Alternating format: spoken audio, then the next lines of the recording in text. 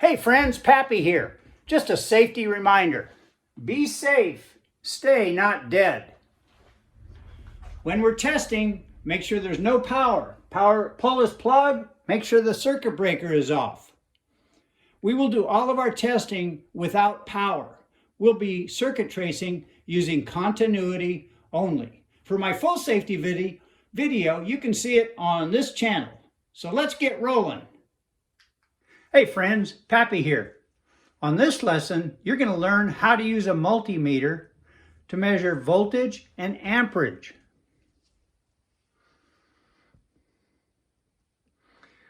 What you'll learn using a digital multimeter is how to measure voltage and amperage. So sitting there is a digital multimeter, which we'll be using. And I want you to notice that what the different settings are here. That's the off position, of course. The only ones that we're going to be using are NCV, which stands for non-contact voltage. I'll show you how this works. If you get this close to an electrical source, such as this switch that has power going into it, it's going to beep and light up, and it tells you that there's voltage present. It doesn't say how much. The next setting is ohms and diodes. We will only be ever using the ohms in the lessons that we do here. Now, I want you to notice as I turn it to that setting that it has M and then the ohm sign. And I wrote that down here so you can see it a little better. That's the symbol for ohms. And that's the ohm symbol on the right. And it says M ohms, which is thousandths of an ohm. Very, very minor measurement. We want to hit the select button to take us to the next range setting. And now that's just ohms, which is what we'll be working with when we are measuring resistance and working with ohms. Now, today we are just voltage and amperage. Speaking of that, AAC is amperage, AC, alternating current. Amperage, alternating current. And this is where you set it to measure that.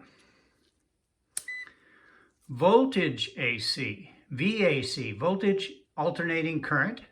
That's for measuring AC voltage. Alternating current, or AC, is what's used in your household. And then VDC, which is voltage direct current. Direct current is like from a battery, whether it's a battery for your flashlight or a battery in the car. That's volts DC. We'll be doing a little bit with DC voltage, but not very much. So I'm going to set the meter for volts AC and make sure that you can see the meter reading. And in case you can't see the decimal point, it's reading 0.18, which is essentially 0. We will pretty much disregard anything after the decimal place. So I have my two leads, and for alternating current, it doesn't matter which direction. I can use red or black. These are mainly for measuring in DC voltage. You have to get the correct direction. So what I'm going to do here is, this is a light switch. Notice, off, on, off, on. Now if I turn the light off, and you can still see the meter, it's reading 122.5 volts. Now when we're dealing with alternating house current, we're generally talking in terms of 120 volts. But that in reality will be anywhere, say, from 115 to 125 volts normally. So 122.3 volts is essentially 120 volts. So we have 120 volts there. And so that says the light should work, which it does if the switch is working. Okay, so we turn the light on and we test across the same two switch terminals. And now we read 0.005. And remember, we ignore the decimal point. So essentially we have 0 voltage. What happened to it? We just tested and we know that we have voltage there. And in fact, if I use my non-contact voltage tester here, it says I have power here and I have power here. Which, by the way, for a quick test, this is really good. So you have power on both sides of the switch here. You turn the switch off. You have incoming power, but no outgoing power. So by that simple test, I know this switch is working. But let's go back to our voltage problem. So with the light on, I'm basically measuring 0 voltage. It's 0.004. So what happened? So electricity is kind of like water, if you think of it in these terms. And it takes the path of least resistance. This is a good thing to remember when you're trying to solve problems with electricity. The path of least resistance. So when the light is on, the 120 volts easily passes through this switch and goes from incoming power out to the light. So the 120 volts is flowing through the switch and not through my meter, because the switch is the path of least resistance. There's some resistance in the wiring and the function of the meter. So it says, I don't want to go that way. That's too hard. I'm going to go the easy way through this closed switch. If I open the switch, turn the switch off, and now measure, now I get my 120 volts, 122.5. So what's happening now is that the electricity is coming in this side, there it is, but it's not coming out the other side. It wants to go somewhere, so it's going to travel into my meter. Notice we get a little bit of voltage there, and we're going to allow it to go the rest of the way through the meter. Now we measure 122 volts. This will come into play when we're doing some troubleshooting with electricity later on, but I just wanted to show you that. So that's how you measure voltage. Now let's step over to this receptacle for a moment. And we'll do some voltage checks there. We have our receptacle, and if you'll remember, we have a larger opening and a smaller one. The larger one is the neutral connection. The larger one is power, or L1. The small one here is the ground wire. So if I take my two leads and put it in this receptacle, no, I'm not in the way there, you can read 122.7 volts. So we have 120 volts. Now, also remember when we were talking about incoming power, that neutral and ground are connected back at the circuit breaker box where the power comes in. So if I put one lead to L1 and a second lead to neutral, I get 122.6 volts. If I connect my lead to L1 and to ground, I also get 120 volts. This has to do with safety, and we'll get into that in another lesson. So what if I go from neutral to ground? Nothing. Remember, they're the same connection, neutral and ground. Now let me show you the wiring on the receptacle. The white wire coming in is neutral. That goes to the larger of the holes. And then on the other side is a black wire coming in, and that goes to the smaller. Now this is connected to both of these. That's why there's two connections here. They're the same connection. I could have two wires on here. They're both connected to the smaller openings. And the same with on the neutral side here. These two are connected together. So I could put that white wire on either one of those. And you see the uninsulated ground wire is connected to the ground screw, which is actually just connected to these metal parts of the receptacle. Now, on the, if we look at the connection,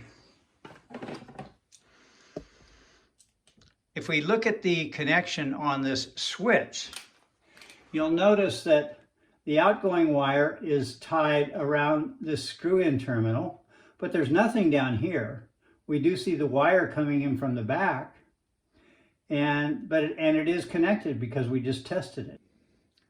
With most switches, and here's just a standard switch, it's just one wire in and one wire out. It's simply letting power or current pass across those two terminals. Off, on. When this is wired in, you can either use these screw connectors, or on the back there are holes. You shove it in, I can pull on it and it won't come out. There's a little spring connector in there that holds the wire in. Now, if you're only doing one or two receptacles, the wire method is fine, but you can see how fast this is. So if you're doing any type of professional work, this just lets you sail through the job. So if you have to remove that wire, what do?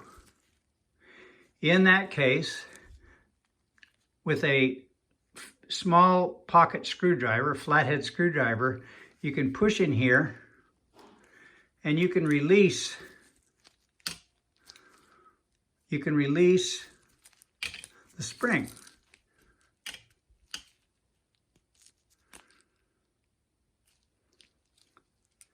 And there you go. So that's the two different methods of connecting this wire, either with the screws or by pushing the wire in through the back with the proper size wire. Notice the hole is pretty small. It does not allow you to put in the wrong size wiring. Now for measuring amperage, which is the intensity of the electricity traveling through a circuit.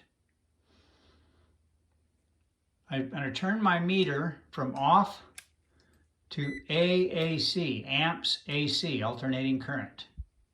And for amperage readings, we're going to use this clamp feature. We simply put it around a wire that has current traveling through it, and it will measure the amperage for us. So, as an example, I just put it around one wire of the power.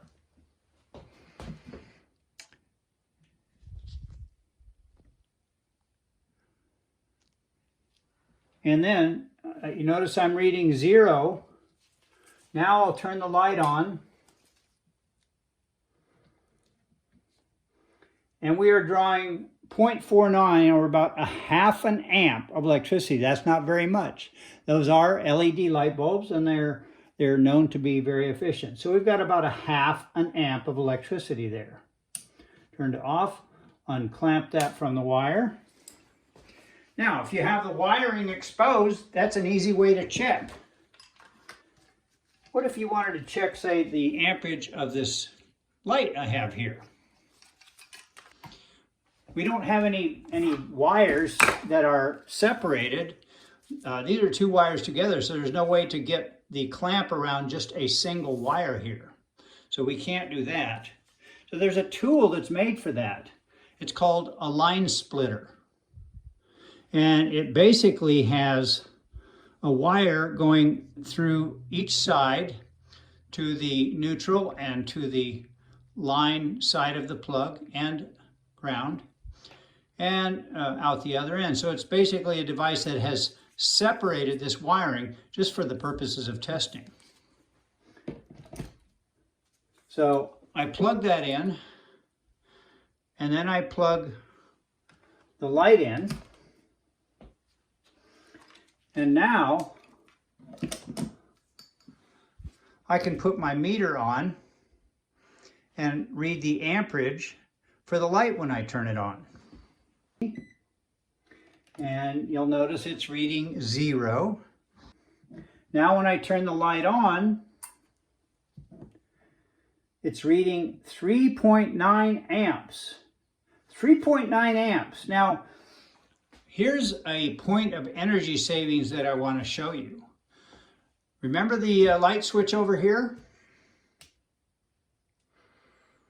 The one that we measured at a 1/2 amp?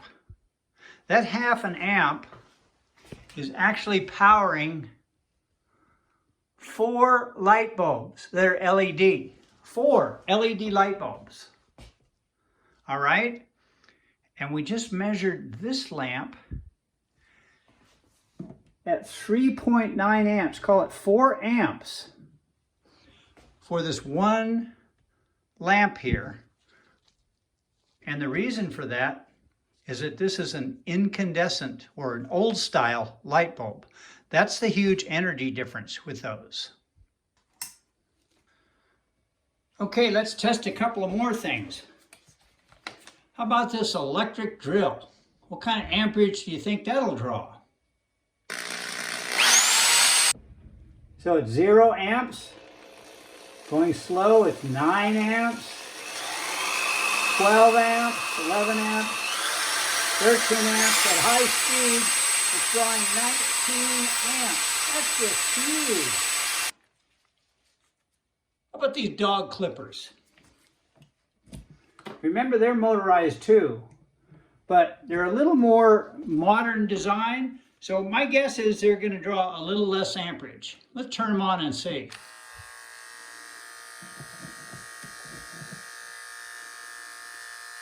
Just a little over 1 amp. So these clippers draw less amperage than this old single light bulb. Wow. All right, that's it, friends. We'll see you on the next lesson.